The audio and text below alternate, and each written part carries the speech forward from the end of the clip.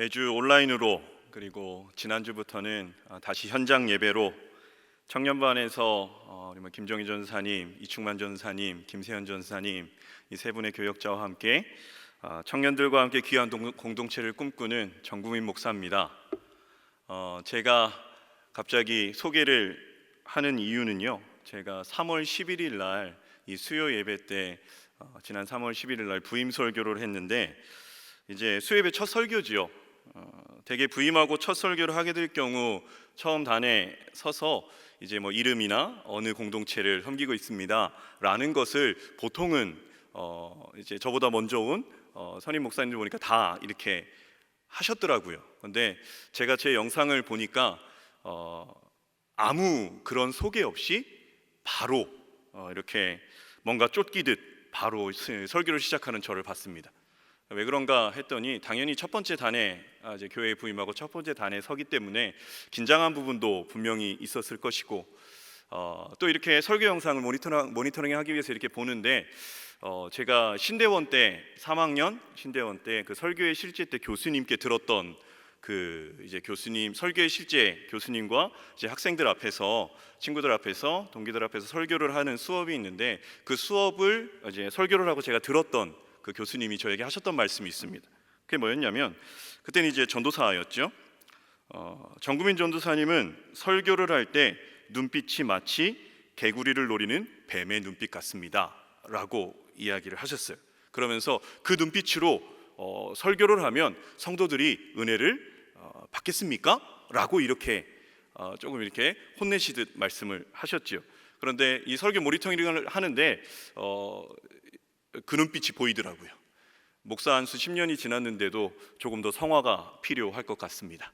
그래서 우선은 청년부를 담당하는 정국민 목사로서 두 번째 이제 부임 설교를 넘어 수요예배 설교로 오늘 함께 나눌 말씀의 제목은 이제 떠나보내는 자이지요. 이 5월달 가정의 달이라는 부분으로 해서 가와만사성 시리즈, 그래서 품에 안은 자 그리고 함께 살아내는 자에 이어 마지막인 떠나보내는 자라는 제목으로 함께 말씀을 나누도록 하겠습니다. 이 품 안의 자식이라는 말이 있죠. 그래서 저는 자녀가 이제 3명입니다. 이제 쌍둥이가 이제 4학년이고 막내가 1학년이 됐어요.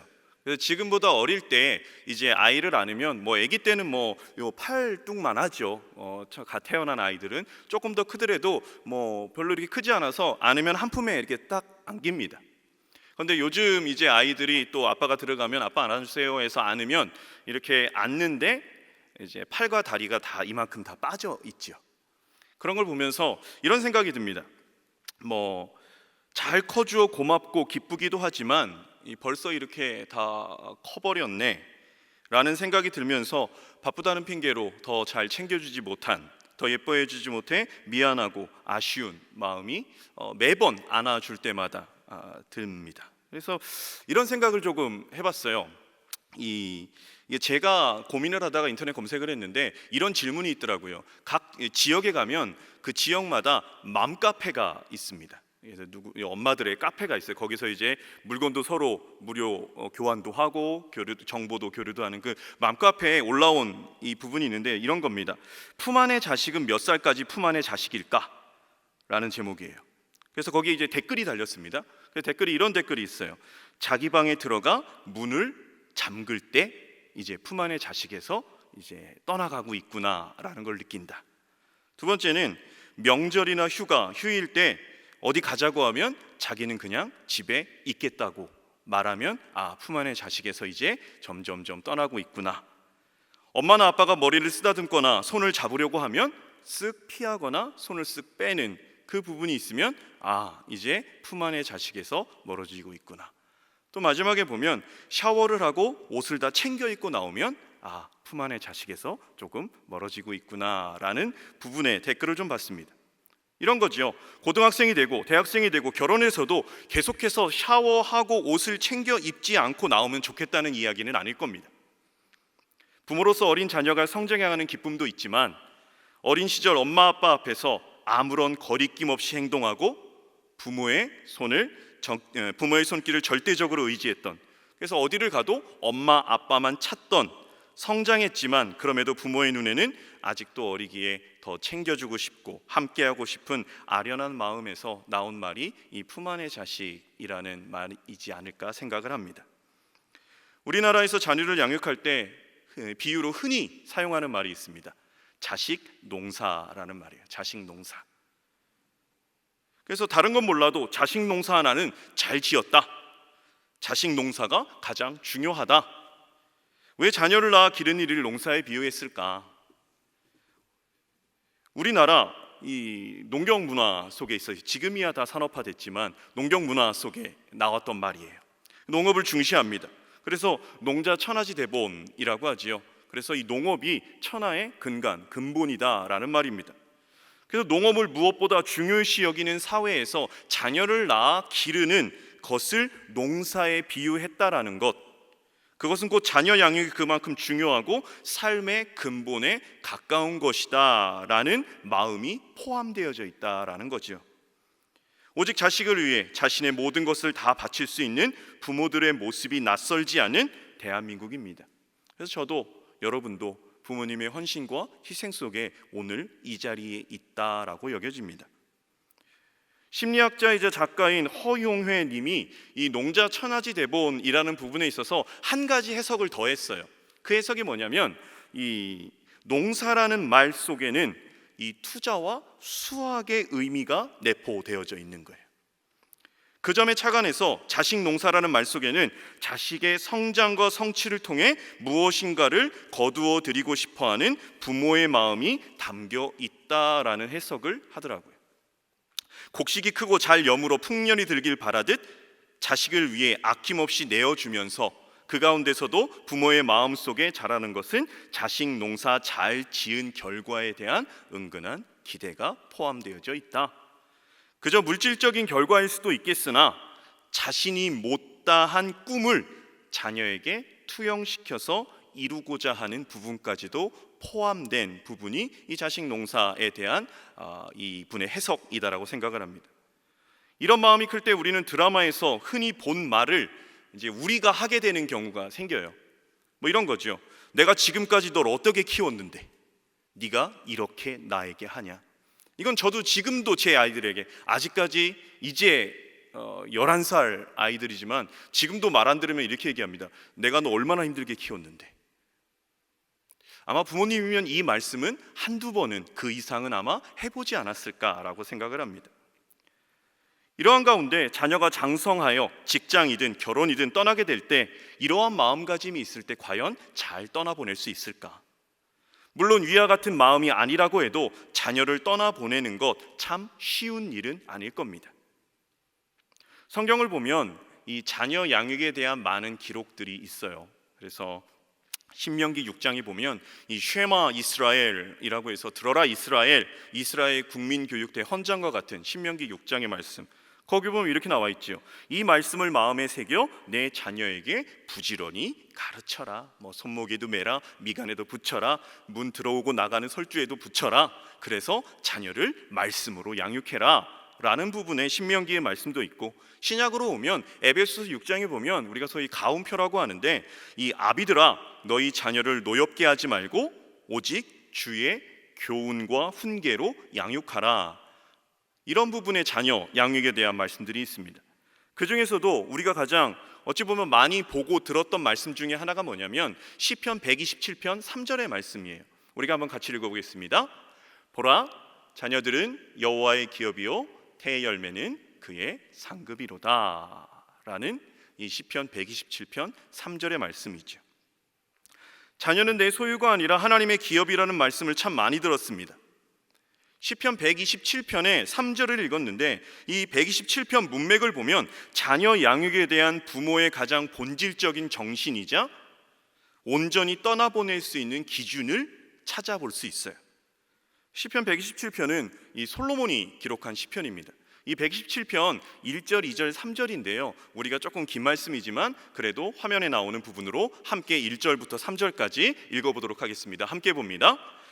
여호와께서 집을 세우지 아니하시면 세우는 자의 수고가 헛되며 여호와께서 성을 지키지 아니하시면 파수꾼의 깨어있음이 헛되도다. 너희가 일찍이 일어나고 늦게 누우며 수고의 떡을 먹음이 헛되도다. 그러므로 여호와께서 그의 사랑하시는 자에게는 잠을 주시는도다.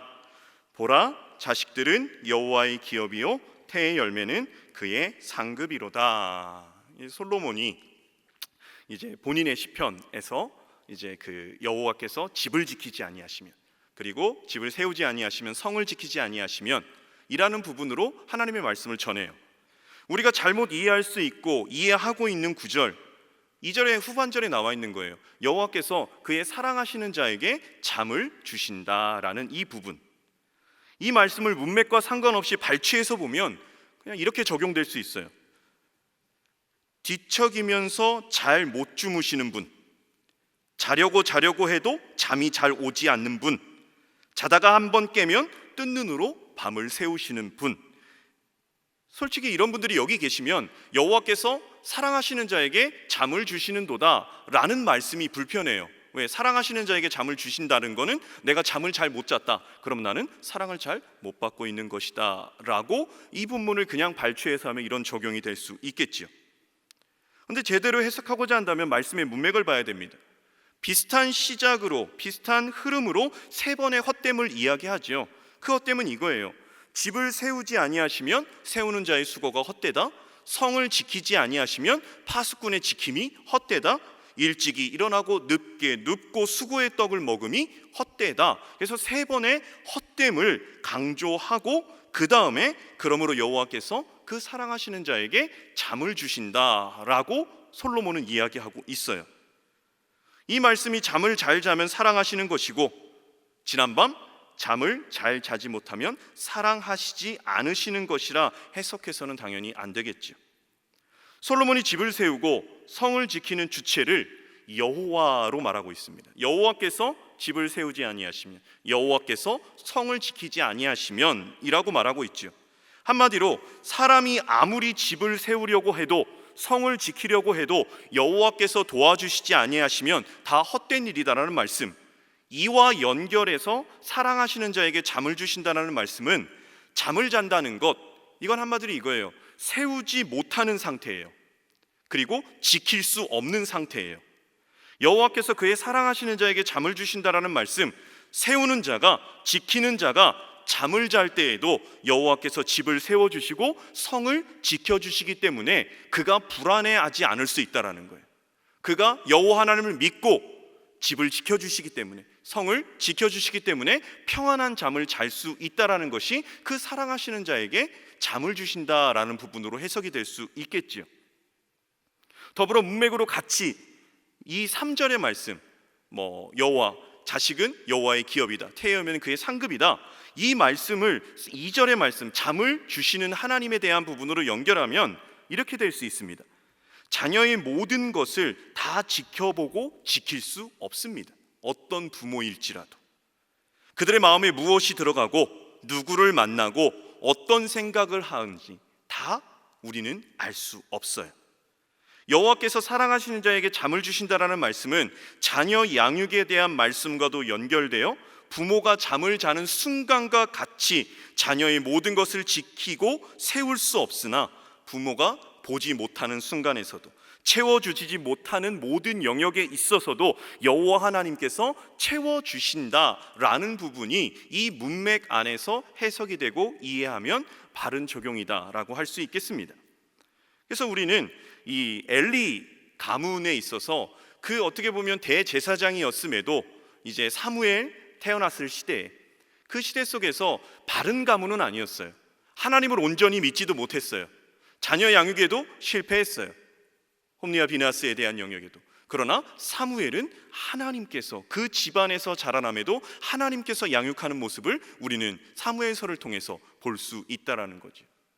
부모가 다 채우지 못하는 영역, 부모가 잠을 자는 순간이라고 생각하는 그 영역까지도 하나님께서는 그를 지키시고 보호하시고 채우시는 분이시다. 그러므로 자녀에 대한 부분에 있어서 하나님을 온전히 신뢰하는 것, 하나님이 지키신다, 세우신다라는 것을 온전히 신뢰하는 그가 평안한 잠을 잘 수 있다. 이것은 단순히 육신적인 잠이 아니라 자녀의 앞날에 대한 하나님의 도우심의 신뢰로 말할 수 있겠습니다. 이것이 솔로몬이 말하는 자녀 양육에 대한 부모의 본질적인 정신이고 떠나보낼 수 있는 기준이다라는 거죠. 그래서 자녀를 떠나보낸다, 여러 경우가 있을 겁니다. 군대로 보낼 때도 있고 유학을 보낼 때도 있습니다. 그럼에도 보통 이 떠나보낸다라고 이야기를 할 때 이 결혼이라는 부분을 많이 염두에 두지요. 그래서 아들, 딸 다 있는 부모로서 저도 마찬가지고 장가를 보내고 시집을 보내야 하는데 지금부터 걱정이에요. 이렇게 바라보고 있으면 누구를 만날지, 누구를 데려올지, 그리고 결혼은 할 생각이 나중에 있을지 등등에 대해서 벌써부터 걱정이 됩니다. 엄마 아빠가 결혼을 해서 자녀를 낳습니다. 자녀는 엄마 아빠의 모습을 보며 가정은 이런 것이구나 생각을 합니다. 그래서 부모는 자녀에게 아름다운 결혼, 아름다운 가정이 어떤 것인지를 보여줘야 될 책임이 있습니다. 이것은 단순히 내가 아직 자녀가 어리기 때문이 아니라, 그리고 나는 이미 자녀가 시집장가를 가서 끝난 것이 아니라, 이것은 부모와 자녀 간에 있어서 평생에, 특별히 부모가 평생에 보여줘야 될 자녀, 그리고 그 안에 가정과 결혼의 아름다운 모습은 지켜가야 된다는 거죠. 이 결혼이라는 부분을 언급할 때 성경에서 언급하라는 결혼, 우리는 너무나 잘 알고 있습니다. 이 결혼을 만드신 분은 하나님이시지요. 이 결혼 제도는 하나님이 만드셨습니다. 창세기 2장 18절에 보면 여호와 하나님이 이르시되 사람이 혼자 사는 것이 좋지 않다. 내가 그를 위하여 돕는 배필을 지을 것이다. 그래서 이 가정이라는 부분에 제도를 만드신 분은 하나님이시지요. 더불어서 신약으로 오면 마태복음 22장 30절에 보면 이런 말씀이 있습니다. 부활 때에는 장가도 아니 가고 시집도 아니 가고 하늘에 있는 천사들과 같으니라. 이 말씀은 이제 부활이 없다고 말하는 사두개인들이 예수님께 올무를 씌우기 위해서 질문을 합니다. 그 질문은 이거예요. 형제가 있는데 큰형이 결혼을 했습니다. 근데 큰형이 결혼했는데 큰형이 죽었어요. 그러면 그 형수를 동생이 아내로 맞아들여서 자녀를 낳아야 됩니다. 형의 대를 이어야 돼요. 이것이 이제 성경에서 말하는 계대혼인법이라고 하는데, 그 사두개인들이 질문하는 거예요. 그 형이 죽고 그 형수가 둘째와 결혼을 했어요. 그런데 그 둘째도 듣고 그러면 셋째와 결혼을 했어요. 셋째도 듣고 넷째도 듣고 7형제인데 7째까지 죽었어요. 그러면 나중에 부활 때에 다 부활해서 이 아내는 누구랑 부부겠느냐라는 거죠. 그때 예수님께서 이 말씀을 하신 거예요. 부활 때에는 장가도 아니 가고 시집도 아니 가고 하늘에 있는 천사들과 같다라는 이 말씀으로 볼 때 이 결혼이라는 제도는 하나님이 만드신 가운데 우리가 현생을, 지금의 삶을 살아갈 때 있는 한시적인 제도다. 이것이 결혼이다. 세 번째로 보면 이 결혼은 올바른 성생활의 울타리입니다. 이걸 범주를 넘어가면 안 된다라는 거죠. 잠언 5장 15절에 보면 이런 말씀이 있습니다. 너는 내 우물에서 물을 마시며 내 샘에서 흐르는 물을 마셔라 라고 말하죠. 그러니까 결혼한 바운더리 안에서 자신의 아내를 사랑하고 자신의 남편을 사랑하면서 그 영역 안에서 건강한 성생활에 대한 부분, 사도 바울도 고린도전서 7장에 보면 음욕이 불타는 것보다는 오히려 결혼하는 게 낫다라는 부분으로 이 성생활의 범주를 결혼이라는 부분으로 제한합니다. 방금 얘기한 고린도서 7장에 보면 사도 바울은 결혼하지 아니한 자들에게 이렇게 말해요. 결혼하지 아니한 자들, 나처럼 독신으로 있는 게 더 좋다라는 말을 해요. 그런데 그게 결혼 자체를 부정하는 게 아니라 사도 바울 당시는 이제 임박한 종말론이라고, 예수님께서 이제 승천하신 후 내가 다시 그대로 내려올 거야, 곧 올 거야 라는 부분에 있어서 곧 예수님이 이제 재림하시면 모든 것이 다 이 땅의 삶이 끝인데 지금 결혼하는 것이 무엇이 중요한가 라는 부분에 있어서의 임박한 종말론의 상황에서의 결혼에 대한 바울의 의견일 뿐이지 바울도 결혼 자체를 부정하지는 않습니다. 이미 자녀들을 출가시킨 부모님도 계실 것이고 아직 결혼하지 않은 자녀를 두신 부모님도 계실 겁니다. 우리가 읽은 창세기 2장의 말씀으로 이 부모로서 또 떠나보내는 자로서 가져야 될 자세 그리고 시각 무엇인지 두 가지로 살펴볼 텐데요. 첫 번째는 이겁니다. 우리가 2장 24절을 보면 이러므로 남자가 부모를 떠나라고 말합니다. 한 사람이 부모를 떠나야 된다라고 말해요. 결혼을 통해서 부모를 떠나라고 하나님은 말씀하십니다. 이것은 단순히 다른 집을 얻고 물리적인 거리를 두는 분가의 의미만을 말하는 것은 아닐 거예요.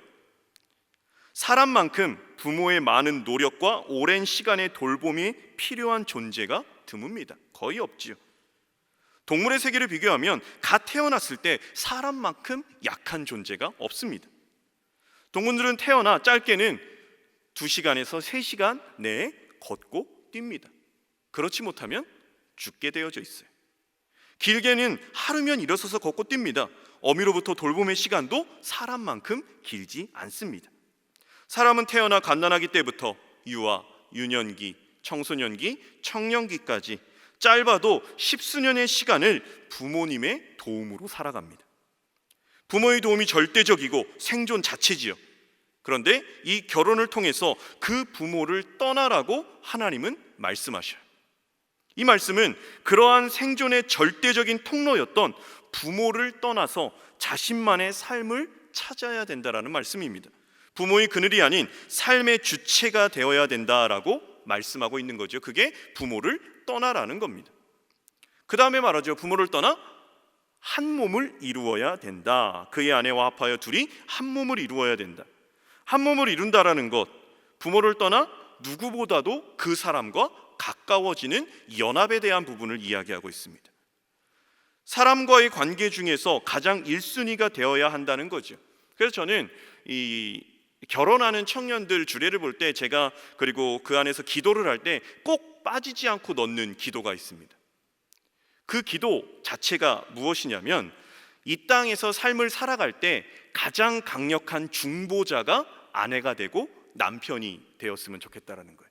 어떠한 고민과 아픔과 기쁜 일이 있을 때 그것을 제일 처음 말하고 나누고 기쁨을 2배로 아픔을 반으로 할 수 있는 그 사람이 다른 어떤 고민 상담 대상자가 다른 누군가가 아니라 아내가 되고 남편이 되는 1순위 우선순위에서 가장 앞장서는 관계가 이 2 사람이 되기를 늘 기도합니다. 어느 정도까지 한 몸이 되어야 되느냐?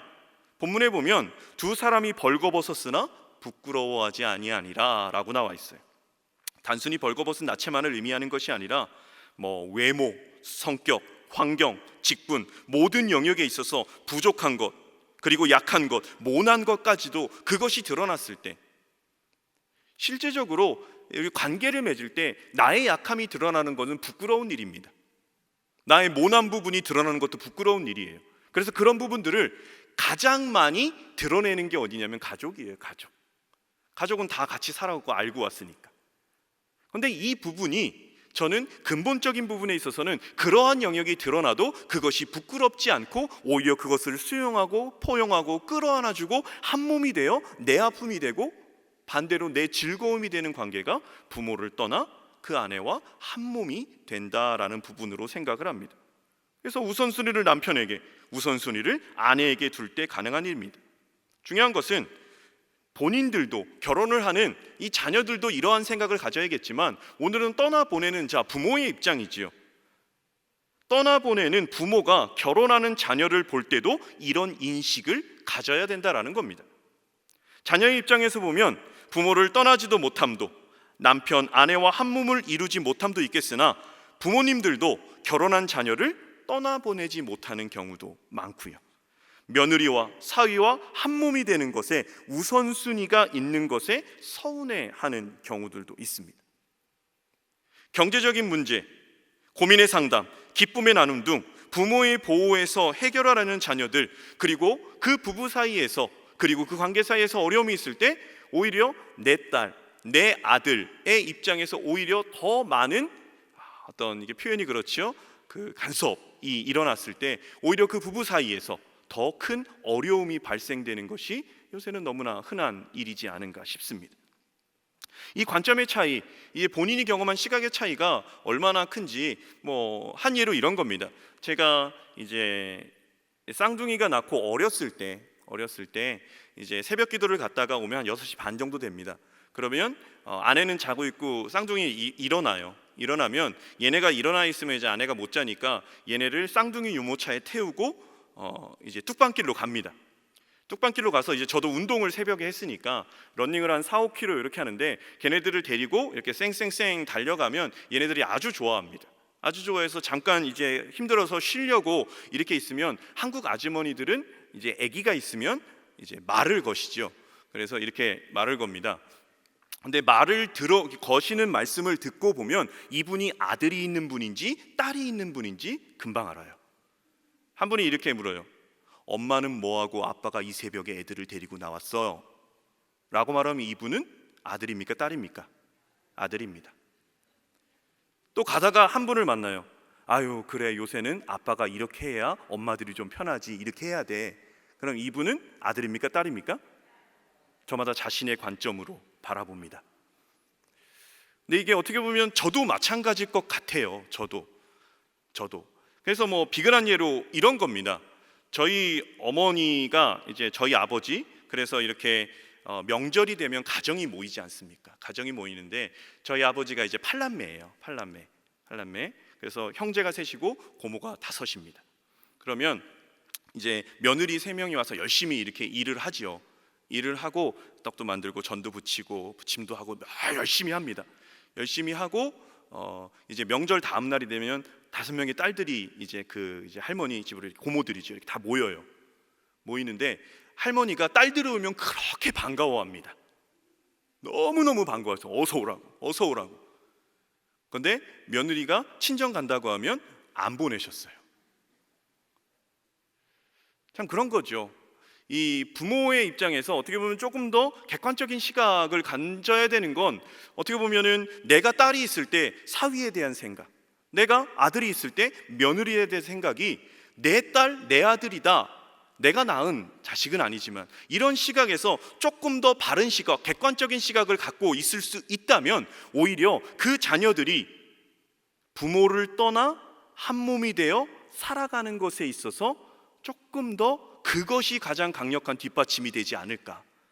아들이니까, 내 아들이니까 내 아들이 중요한 입장으로, 내 딸이니까 내 딸이 중요한 입장으로 그 부분에 감이 나오고 배가 나오고 사과가 나오게 한다면, 그런 부분에 있어서는 부모를 떠나라는 부분에 있어서 자녀는 떠났다 한들 부모가 자녀를 떠나보내지 않는다면, 오히려 하나님의 말씀은 부모가 자녀를 떠나라는 건 부모의 입장에서는 자녀를 떠나 보내라 라는 하나님의 명령이지 않겠습니까?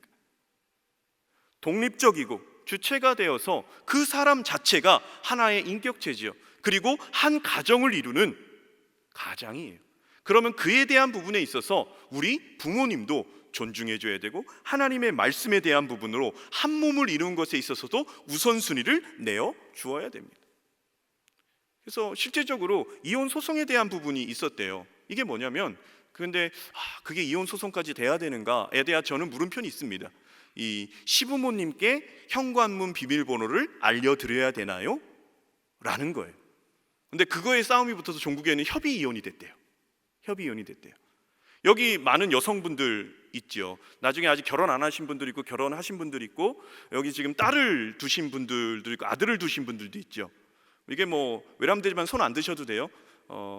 그 아들 집 비밀번호 아시는 분? 예, 손 안 드셔도 돼요. 네. 근데 이건 답은 없는 것 같아요. 뭐 합의해서 알려주면 아는 거고요. 이건 좀 아니다. 근데 만약에 알려달라고 그랬는데 난 이거 못 알려준다 라고 할 때 어떤 반응을 보이실 겁니까? 내가 널 어떻게 키웠는데, 네가 나한테. 여러분, 이런 영역들까지도 어찌 보면 그냥 당연히 알려드릴 수 있는 거, 아니면은 안 알려드려도 되는 거, 이런 부분들이 우리가 성경 말씀대로 부모가 이제 자녀가 부모를 떠난다라는 것, 그리고 한 남편과 한 아내와 한 몸이 된다라는 것은 우선순위는 이쪽입니다. 그래서 지금은 자녀가 캥거루족이라고 해서 계속해서 부모를 의지하는 그러한 영역들도 있지만, 그 반대적인 영역에서 자녀를 보내지 아니하고 끝까지 품고 있는 부모에 대한 부분도 너무나 많은 경우들을 보기 때문에, 우리가 성경 말씀대로 떠나보내는 자, 자녀에 대해서 온전히 떠나보내는 것, 그 기준과 그 근거한 정신은 무엇이냐? 여호와께서 집을 세우지 아니하시면, 여호와께서 성을 지키지 아니하시면, 여호와께서 자녀를 지켜주시지 아니하시면 이 모든 게 헛것이다라는, 반대로 얘기하면 하나님을 의지하고 하나님 앞에 기도하는 그 사람 온전히 떠나보내는 자, 그래서 저는 이런 생각을 해요. 떠나보내는 자라고 이 제목을 넣었지만 거기에 혼자 부제로 단 게 뭐냐면 괄호 열고 이렇게 적어놨어요.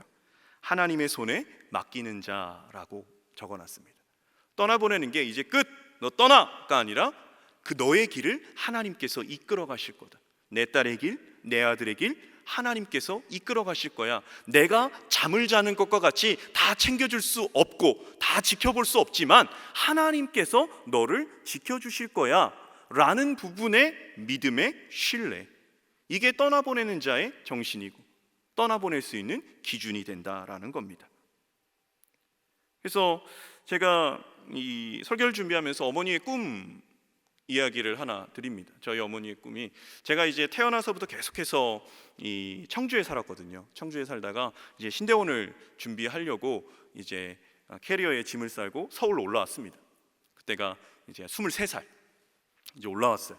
올라와서 이제 이렇게 뭐 여기저기 잠을 자고 이렇게 살아갔어요. 근데 이제 힘든 걸 알지요. 어머니도 이제 뭐 어디 집을 마련해 주시지도 못하고 메뚜기처럼 점프하며 자고 다녔으니까 어떤 때는 이 목욕탕 대청마루가 저의 이제 그 잠자는 곳이었습니다. 거기 때밀이 아저씨한테 말해가지고 하룻밤만 뭐 이런 부분으로도 자고도 그랬어요. 그런데 저도 힘들었지만 더 힘든 건 어머니였어요.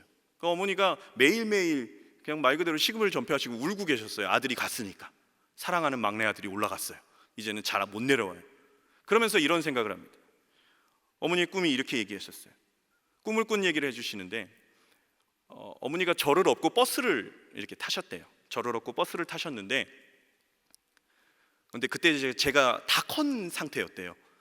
그래서 앉을 자리를 찾는데 앉을 자리가 없어서 버스에서 이렇게 자꾸 서 있는데 땀이 막 비오듯이 나죠. 큰 아이를 업고 있으니까. 근데 앞에 앉아 있었던 웬 어른이 저희 어머니를 툭툭 치시더니 이렇게 말씀하셨대요. 왜 다 큰 애를 힘들게 업고 있냐고, 내려놓으라고. 그래서 내려놔도 되나? 하고 어머니가 저를 이렇게 내려놨는데 그렇게 온몸이 가볍고 시원하고 마음이 평안할 수가 없다 하고 그때 딱 깨셨다고 그러더라고요. 그래서 저희 어머니는 이렇게 좀 어떤 결혼이라는 부분이 아니고 자녀를 떠나보내는 그 안타까운 마음이 계속 좀 짓눌려 계셨던 것 같아요. 그때 하나님께서 꿈으로 보여주신 영역이 이제 좀 내려놔라, 나를 의지해라. 그래서 그 이후로는 어떤 눈물이나 이런 부분들이 조금 덜해지셨다라고 하지요. 부모의 입장에서 자녀를 떠나보낸다, 이것만큼 힘든 건 없습니다. 정말로 중요한 건 하나님을 신뢰하는 만큼 떠나보내는 마음의 무게가 가벼워질 수 있다는 거예요. 우리가 잘 알고 있는 성 어거스틴, 청년 시절 방황, 방탕, 쾌락, 도둑질, 정식 결혼도 하지 않은 채 여자와 동거해서 사생활을 낳기도 하고 당시 기독교 이단이었던 마니교에 심취해 있던 어거스틴입니다. 근데 우리가 알고 있어요. 그의 어머니 모니카, 그의 기도로 그가 성 어거스틴이라는 반열에까지 오를 수 있었다라는 거죠. 이런 겁니다. 어거스틴이 돌아오기까지 그의 어머니 모니카의 기도가 결정적이었는데, 모니카는 아들이 방황하던 시절 성인 암브로시오스라는 이 주교의 말을 하나님의 말씀으로 받고 기도한 게 뭐냐? 눈물로 기도한 자식은 망하지 않는다라는 거였어요. 눈물로 기도한 자식은 망하지 않는다. 이 기도에 대한 부분을 가지고 하나님 앞에 이단으로 빠져 있고 쾌락으로 빠져 있고 술과 방탕함으로 이런 것들로 빠져 있었던 어거스틴이 그 모니카 어머니의 기도로 말미암아 눈물로 기도한 자식은 망하지 않는다라는 이 한마디로 하나님을 철저히 붙들고 기도했을 때 그는 하나님께 귀하게 쓰임받는 자리로 올라갈 수 있었다라는 거죠. 자녀 교육의 1인자가 우리는 될 수 없을지도 모릅니다. 부족하기 때문에. 그러나 누구나 자녀를 위한 기도의 1인자는 될 수 있습니다. 가와만사성, 원래대로라면 가정이 화목하면 만사가 잘 이루어진다는데 포스터를 보시면 알겠지만 말씀 화자로 해서 가정이 말씀으로 서면 모든 것이 잘 이루어진다라는 5월 가정의 달 시리즈 설교였습니다. 품에 안는 자, 함께 살아내는 자, 그리고 떠나보내는 자. 우리는 평생을 안고 있을 수 없습니다. 어느 순간에는 직장이나 결혼이나 다른 부분들로 인해서 자녀들을 떠나보내야 되는 때가 있고 이미 떠나보낸 분도 계실 겁니다. 중요한 것은 그 안에서 하나님이 원하시는 것, 그의 그와 함께 하시는 하나님을 신뢰해야 된다라는 것. 이건 결국 하나님 자신, 나를 신뢰하라는 부모에게 주시는 하나님의 음성입니다. 그러할 때 그 가운데서 그를 책임지시는 하나님의 은혜, 하나님의 지키심, 하나님의 보호하심, 그것을 오늘도 소망하며, 혹 아직까지 자녀가 신앙으로 성숙하지 않았거나 하나님의 품에서 떠난 자가 있다 한들, 우리는 오늘도 실망과 좌절이 아니라 하나님께서 그를 지키시고 눈물의 기도가 있는 자녀는 망하지 아니한다라는 그 신앙의 유산, 그것이 나의 기도가 되고 나의 바람이 되고 나의 믿음의 확신이 되어 오늘도 이루어지지 않은 상황이 있지만 그럼에도 불구하고 하나님을 굳건히 믿고 나아가는 여러분들 되시기를 예수 그리스도의 이름으로 축복합니다. 기도하겠습니다. 하나님 아버지, 하나님은 완전하시고 하나님은 언제나 옳으십니다. 특히나 가정을 만드시고 그 안에 서로 연합하여 한 몸을 이루시기를 원하시는 하나님 아버지를 바라봅니다. 우리 주님의 교회 모든 속해져 있는 믿음의 권속들의 가정 가운데 함께하여 주셔서 부부가 연합하여 온전한 한 몸 이루게 하여 주옵시고, 그 안에 한 몸 이루는 것을 통하여 자녀들이 결혼에 대한, 가정에 대한 온전한 꿈을 꾸게 하여 주옵시고, 또 본인도 그러한 가정을 이끌고 귀한 자녀를 양육하며 하나님의 뜻 가운데 힘있게 살아가는 믿음의 가정, 믿음의 가문들이 주님 오시는 그날까지 끊임없이 이어지는 주님의 나라, 주님의 천국의 가정들 될 수 있도록 함께하여 주옵소서. 예수 그리스도의 이름으로 기도드립니다. 아멘.